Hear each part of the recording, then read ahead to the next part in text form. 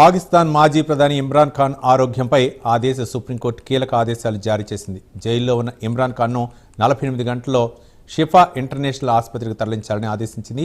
ఆయన ఆరోగ్య పరిస్థితిని పూర్తి స్థాయిలో పరిరక్షించేందుకు ప్రత్యేక మెడికల్ బోర్డు ఏర్పాటు చేయాలని స్పష్టం చేసింది. ఇమ్రాన్ ఖాన్ తన సోదరీమణులను కలవటం ఎలాంటి ఉపకారం కాదని, అది ఆయన ప్రాథమిక హక్కని జస్టిస్ షాహిద్ వహీద్ వ్యాఖ్యానించారు.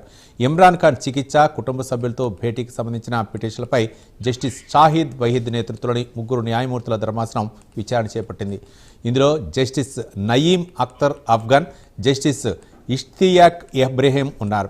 గత 3 ఏళ్లలో ఇమ్రాన్ తన సోదరీమణులను ఎన్నిసార్లు కలిశారు, తన కుమారులతో ఎన్నిసార్లు మాట్లాడారు, కాల్ రికార్డుల వివరాలేంటి అన్న సమాచారాన్ని సమర్పించాలని కోర్టు ఆదేశించింది.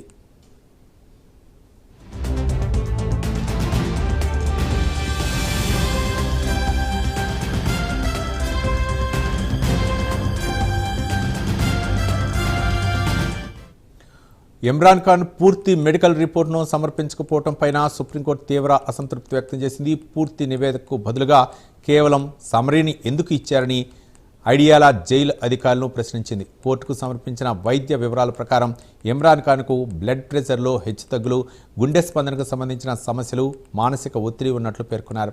తాజాగా బీపీ 140/80గా, పల్స్ నిమిషానికి 54గా నమోదైనట్లు నివేదికలో ఉంది. ఇమ్రాన్ ఖాన్ కంటి సమస్యపైన జైలు నివేదికలో ప్రస్తావించారు.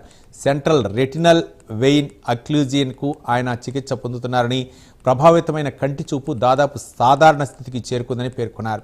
2023 నవంబర్ 4 నుంచి 2026 ఆగస్టు 10 మధ్య ఇమ్రాన్కు 39 వైద్య పరీక్షలు నిర్వహించినట్లు జైలు అధికారులు కోర్టుకు తెలిపారు.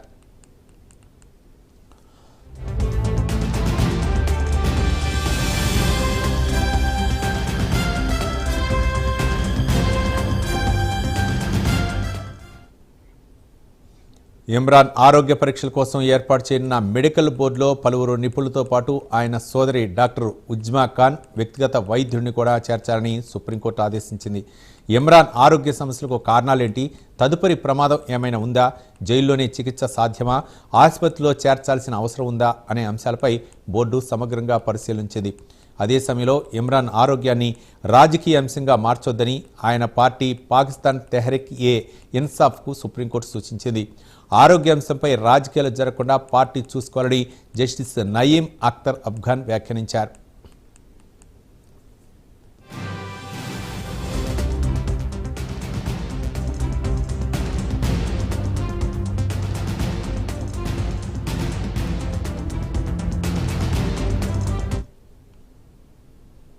డెబ్బై 73 ఏళ్ల ఇమ్రాన్ ఖాన్ 2023 ఆగస్టు నుంచి జైల్లో ఉన్నారు. తొలుత తోషాఖానా కేసులో 3 ఏళ్లు జైలు శిక్ష తర్వాత ఆయన్ను అరెస్ట్ చేశారు. ఆ తర్వాత సైఫర్ అల్ ఖదీర్ ట్రస్ట్, ఇద్దక్ నికాత్ సహా పలు కేసులు నమోదయ్యాయి. కొన్ని కేసులు ఉపశమనం లభించినప్పటికీ ఇతర కేసుల కారణంగా ఇమ్రాన్ ఇంకా జైల్లోనే కొనసాగుతున్నారు. తనపై నమోదైన కేసులు రాజకీయ ప్రేరేపితమని ఇమ్రాన్ ఖాన్ పీటీఐ ఆరోపిస్తుండగా పాకిస్తాన్ ప్రభుత్వం, దర్యాప్తు సంస్థలు ఆ వాదనను తిరస్కరిస్తున్నాయి. ఈ నేపథ్యంలో ఇమ్రాన్ ఆరోగ్యంపై సుప్రీంకోర్టు జోక్యం కీలక పరిణామంగా మారింది. 48 గంటల్లో ఆసుపత్రికి తరలించాలన్న ఆదేశాలతో ఇప్పుడు ఇమ్రాన్ మెడికల్ బోర్డు నివేదికపై ఉత్కంఠ నెలకొంది.